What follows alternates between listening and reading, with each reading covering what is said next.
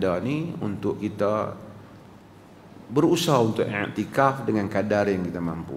Siang mungkin kita terpaksa ke pejabat, urusan ofis dan perniagaan kita mungkin kita tak dapat lakukan sepenuhnya seperti yang dibuat oleh Nabi SAW pada 10 yang akhir masuk ke dalam masjid dan tidak keluar lagi melainkan untuk hajat tertentu sahaja.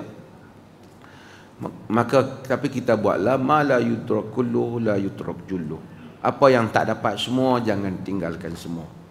Jadi kita berusaha untuk berada dalam masjid ini dan mana-mana masjid, dan kita hanya keluar bila ada urusan dan kembali balik untuk beriktikaf, terutama pada waktu malam untuk menghidupkan malam dan beribadah, berdoa kepada Allah Jalla wa Ala supaya Allah memberikan kurniaan yang besar. Ramai orang dia bila sampai bulan Ramadan ini, bila orang kata nak menghidupkan 10 yang akhir, yang mari dalam kepala dia ialah masa bila Lailatul Qadar tu muncul aku nak doa ni. Ada orang otak dia hanya main begitu. Sebenarnya bukan itu yang disebut tentang Lailatul Qadar. Lailatul Qadar disebut tentang bagaimana malam itu lebih baik daripada 1000 bulan, yang mana apa saja kalau kita baca bismillah lebih baik daripada 1000 bulan. Kalau kita sebut subhanallah lebih baik daripada 1000 bulan. Kalau kita sebut Allahu Akbar lebih baik daripada 1000 bulan. Kalau kita buat 2 rakaat lebih baik daripada 1000 bulan. Maksud dibandingkan waktu itu. Kalau kita baca Al-Quran lebih baik daripada 1000 bulan kita baca Quran. Dan itu adalah keperluan kita di akhirat kelak. Tentulah sama. Jika kita berdoa lebih baik daripada 1000 bulan.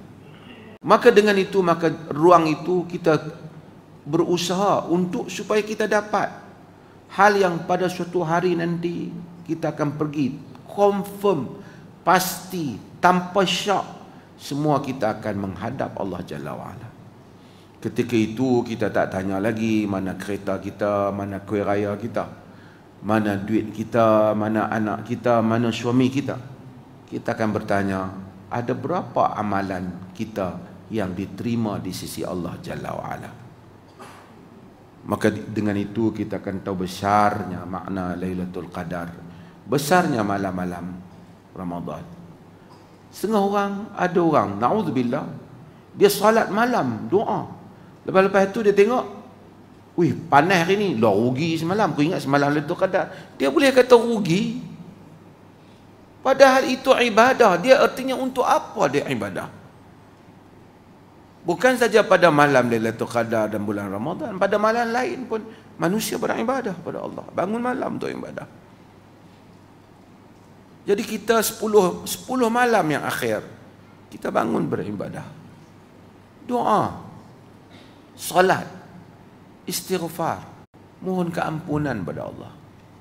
Kalau Allah mengampuni kita, macam Nabi ajar Aisyah, kalau semua benda tak sempat apa yang kita kata pada malam Lailatul Qadar, hanya kita kata Allahumma innaka afuun tuhibbul afwa fa'fu anni. Ya Allah, engkau Tuhan pemaaf, sukakan kepada kemaafan, maafkanlah aku.